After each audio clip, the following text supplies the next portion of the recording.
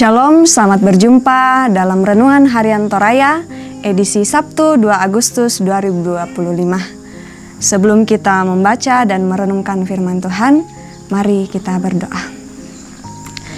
Ya Allah, pemilik kehidupan kami bersyukur untuk waktu dan kesempatan Tuhan anugerahkan bagi kami pada saat ini.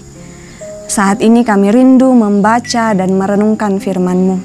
Tuntun kami semua dapat memahami firman kebenaran-Mu.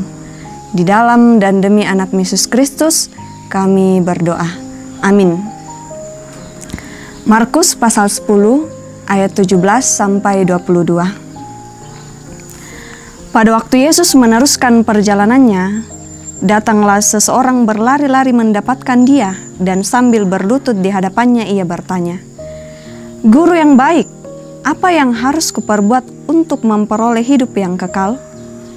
Jawab Yesus, "Mengapa kau katakan aku baik? Tak seorang pun yang baik selain Allah saja. Engkau tentu mengetahui perintah-perintah ini, jangan membunuh, jangan berzina, jangan mencuri, jangan memberi kesaksian palsu, jangan menipu orang, hormatilah ayahmu dan ibumu."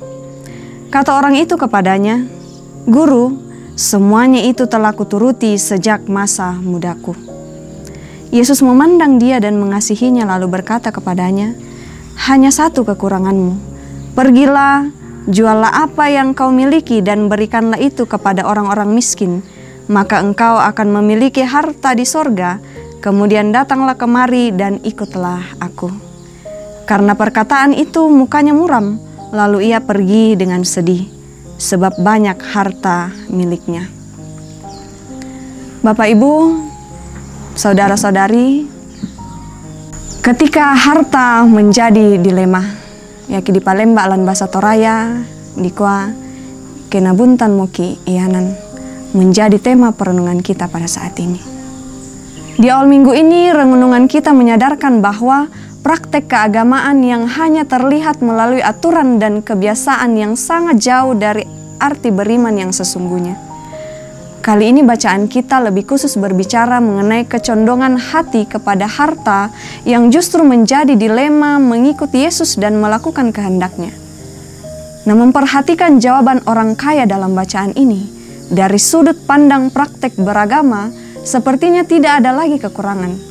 Dengan bangganya ia berkata, "Guru, semuanya itu telah kuturuti sejak masa mudaku."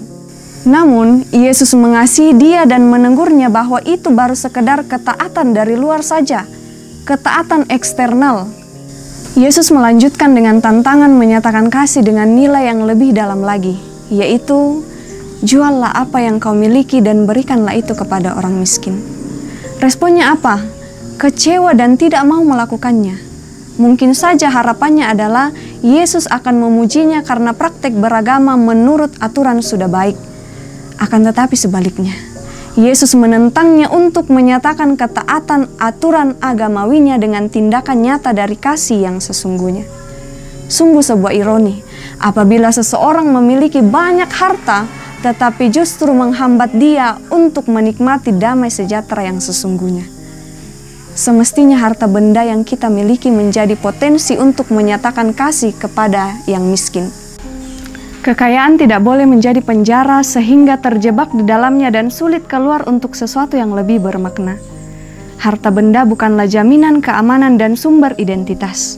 Ketika kita mampu melepaskan harta benda untuk mengasihi orang lain yang membutuhkan, maka sesuatu yang lebih besar akan kita raih, yaitu harta kekal di sorga.